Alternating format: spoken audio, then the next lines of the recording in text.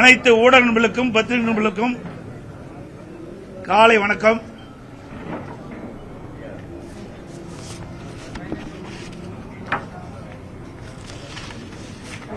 கழக நிறுவன தலைவர் பாரத ரத்னா புரட்சி தலைவர் டாக்டர் எம்ஜிஆர் அவர்களின் 109வது பிறந்தநாள் விழா தமிழக அனைவருக்கும் மகிழ்ச்சி தரும் ஒரு பொன்னான நாள்.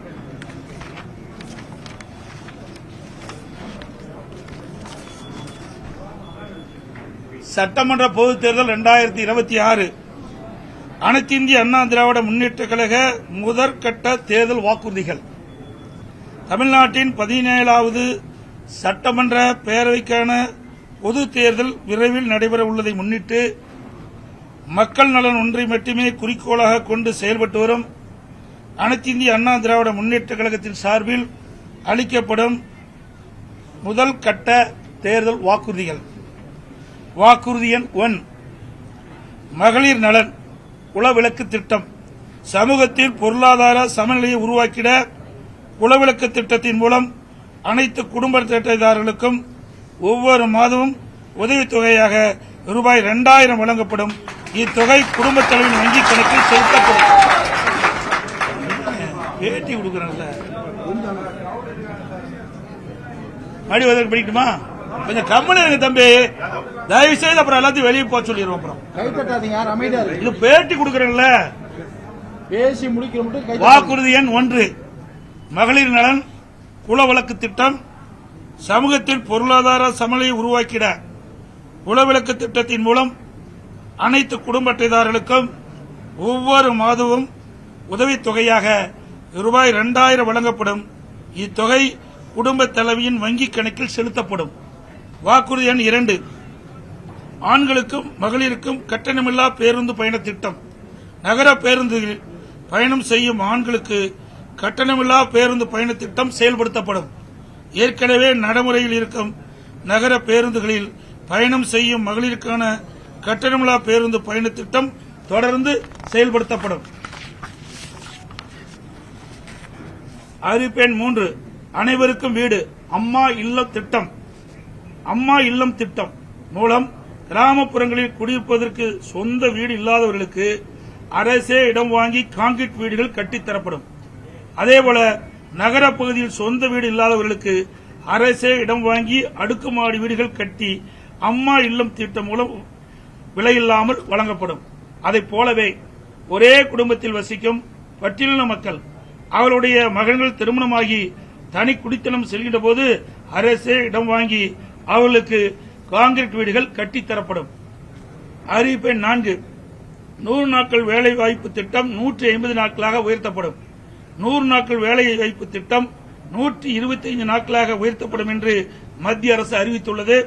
கிராமப்புறங்களின் வளர்ச்சிக்கான இத்திட்டம் 150 நாட்கள் வேலைவாய்ப்பு திட்டமாக உயர்த்தப்படும்.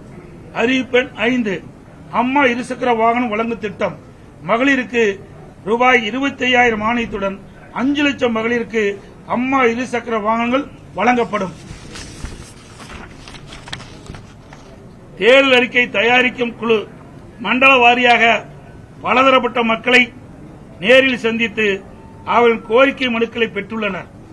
இப்பணி நிறைவடைந்ததும் அனைத்து இந்திய அண்ணா திராவிட முன்னேற்ற கழகத்தின் சார்பாக குழு தயாரிக்கப்பட்ட அறிக்கையை அறிவிப்புகளாக வெளியிடப்படும் என்று மகிழ்ச்சியுடன் தெரிவித்துக் கொள்கிறேன்.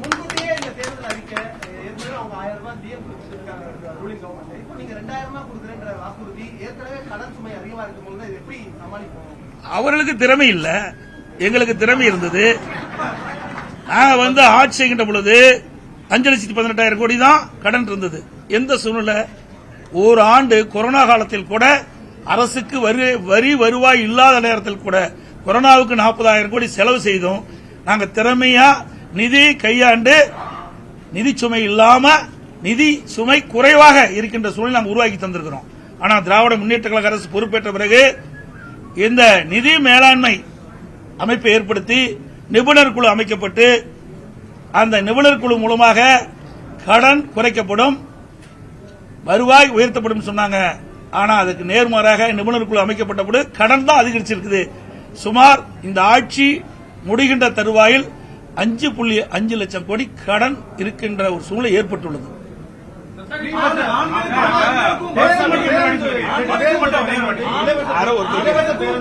ஆண்களுக்கும் கட்டணமில்லாமல் பஸ் அப்படிங்கிறது வந்து மேலும் அதை போக்குவரத்து துறையை ரொம்ப கடுமையான ஒரு நிதிக்கு உள்ளாக்காது. அதுதான் நான் சொல்றேன்ல, நிர்வாக திறமை இருந்தால் எல்லாமே சமாளிக்கலாம். நிர்வாக திறமையற்ற சிரிக்கின்ற பொழுதுதான் இந்த கடன் சுமை அதிகரித்துக் கொண்டே இருக்கின்றது. அதெல்லாம் இன்னும் அதாவது 2ஆம் கட்ட தேர்தலுக்கு முழுமையாக வெளியிடுகின்ற பொழுது இன்னும் பல அறிவிப்புகள் வெளியிடப்படும். இப்ப எங்களுடைய தேர்தல் அறிக்கை தயாரிக்க குழு ஒவ்வொரு மண்டலமா போயிட்டு இருக்கிறாங்க, மக்கள்கிட்ட மனு வாங்கிட்டு இருக்கிறாங்க. இப்போ இன்னும் கோயம்புத்தூர் மண்டலத்துக்கு போகல. அங்க போய் பலதரப்பட்ட மக்களையும் சந்தித்து அவருடைய கருத்துக்களை விண்ணப்பம் மூலமாக பெற்று அதையெல்லாம் சேகரித்து அந்த அறிக்கையாக தயாரிக்கப்பட்டு அது ஆய்வு செய்யப்பட்டு அதை அடிப்படையில் மக்கள் என்னென்ன நினைக்கின்றார்களோ அதை எங்களுடைய தேர்தல் அறிக்கையில் இடம்பெறும்.